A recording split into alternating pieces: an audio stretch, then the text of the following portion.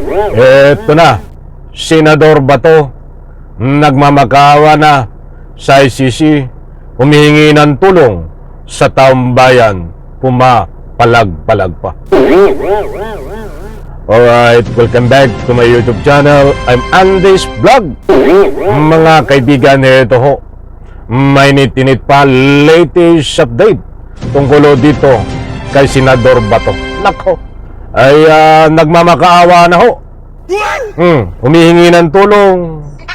At siyempre, itong ibabahagi ko po sa inyo ay mas matindi pa ang iyong matutuklasan tungkol dito kay Senador Bato. Ay nataranta na ho at habang nagmamakaawa siya sa ICC at habang humihingi siya ng tulong sa inyo at sa taong bayan, ay grabing palagho. Sa like muna sa video na ito kung nagustuhan nyo. Sabay-sabay po nating i-like ang video na ito. Sa lahat ng hindi pa nakasubscribe dito sa aking YouTube channel, please subscribe. Pwede rin po kayo mag-share ng video na ito. Eto na, mga kaibigan, nako ho, matindi ho ang inyong matutuklasan dito. Kaya kapag mayroon ho kayong pagkakataon nyo na ho ito para mapanood hanggang dulo at nang sa ganon, matuklasan nyo at kung paano magmakaawa at kung paano humingi ng tulong sa inyo at sa tambayan itong si Bato ng dahil dito sa ICC. Ito ho, shout out po sa lahat. Nakauwi mo lang siyang buhay. Ngayon, Mr. President, alam ko, kahit na wala akong direktang komunikasyon kay Pangulong Duterte, alam ko, deep inside my heart, bilang aking pangalawang ama, si Pangulong Duterte, alam ko deep inside my heart na the same message ang gusto niyang iparating sa akin. Bato, pauwiin mo na ako sa Davao para makakain ako ng munggo. Makakain ako ng inuunan na isda. Kaya, ang aking pakiusap ngayon sa ating mga kasamahan sa bulwagang ito, na sana, ayan mga kaibigan, anong sabi ni Bato de la Rosa? Si Digong Duterte ay uuwi na daw po sa Davao ayon sa kanya para makakain ng munggo. Best Actor, itong kalbo na ito, ginagamit niyo ang Senado sa pamamagitan ng walang kapakinabangan, makikinabang lang ay si Digong kayo. Nako, talagang ganyan ho ang pinapasuldo ng taong bayan si Bato. Senador to Senador ni Digong Duterte, Senador ni Sara Duterte, Senador ni Sara Duterte. Ba't ba yun, pinadaan ko lang ng kaunti yun. Ito po ang ating bigyan po ng highlight, ang matindi nyo pang matutuklasan tungkol dito sa ICC na nakikiusap at nagmamakaawa na itong si Bato. Ito po. hindi pa huli ang lahat. Hindi pa huli ang lahat na sana tayo magkakaisa. Kung mabigat man sa kalooban ninyo, ako'y nakikiusap. Na sana isang tabi muna natin ang politika at ating paghariin sa ating puso ang ating pagiging Pilipino. Na kung saan nakaukit sa ating kultura at sa ating tradisyon ang pagmamahal, pagrespeto, pag-aruga sa mga matatanda, sa may mga sakit at sa mga mahihina. Yan po ngayon si Pangulong Duterte. He is old, he is sick, and he is very weak. Talagang grabing drama nitong si Bato, mga kaibigan. Pabor po ba kayo sa mga sinasabi ni Bato? Kailangan ko po ng inyong reaksyon. Baka pwede magbigay ho kayo ng inyong mga reaksyon sa comment section tungkol dito sa sinasabi ni Bato. Open po ang ating comment section, mga kaibigan. Very weak na hindi na siya makatayo. Hirap na siya makatayo ngayon. Kaya ako pinakiusap sa inyo na sana bago huli ang lahat. Alam ko, suntok sa buwan itong ating pinapasa na resolution, Mr. President. ICC is beyond our control. Pero at least, nakikiusap pa lang tayo.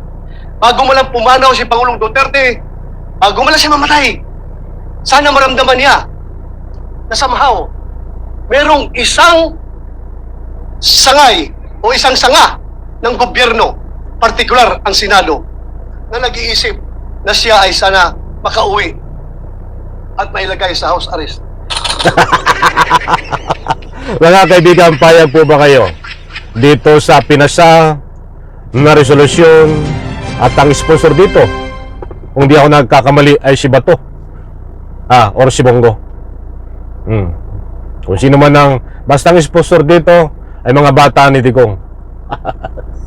Talagang napapansin ko lang ho, ang Senado ho ngayon ay puno ng drama para malihis ang isyo at para na sa ganun may pagtakpan. Nauna na ho itong si Escudero. Mapadaanan natin ng kaunti, nagdrama ho. Ginagawa ang Senado na magdrama. Pagalingan ng talinhaga na pananalita, pagalingan ng mga talumpati na matatalinhaga na mababilis. Ito naman si Bato, ganun din. Matatalinhaga na pananalita, mga kaibigan, ang binibitawan. Ganyan ba ang Senado ngayon ng ubod ng katangahan, kalukuhan? But anyway, yung ating pong Senate President ngayon, saludo po tayo kay Senador Pampilo Lacson at sa ilang pang mga senador na kasama niya na tumitindig sa katotohanan. Ang tinutukoy ko po ngayon na kung bakit ganyan ang Senado ngayon ay hinahaluan ho itong mga loko-loko na si Bato, Bongo, Padilla, Estrada at marami pang iba niyang kasangkot na senador. Hindi ko nababanggitin lahat, baka may makaligtaan ako. Yun ho ang tinutukoy ko.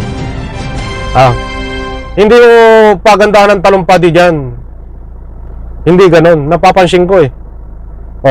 Tapos ngayon, pagandahan naman ang drama. Di ho ba?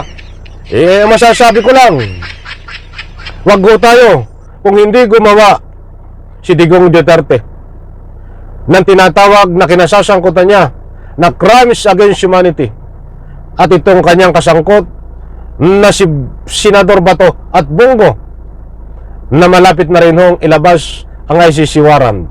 Kung hindi ho ginawa nyo ang mga bagay na aking nabanggit na crimes against humanity, dapat disin. Hindi kayo pupulutan, dapat disin. Hindi dapat pupulutin at hindi dapat makukulong itong si Digong Duterte.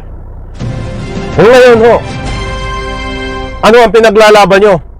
Kung kayo ay pinaglalaban Bato na katangahan, ay may kabutihan naman na pinaglalaban ang mga biktima ni Digong Duterte na libo-libo ang mga anak, kamag-anak, tatay, nanay, kaibigan ay sumisigaw noon na tama na po, wag nyo akong taniman, wag nyo akong patayin.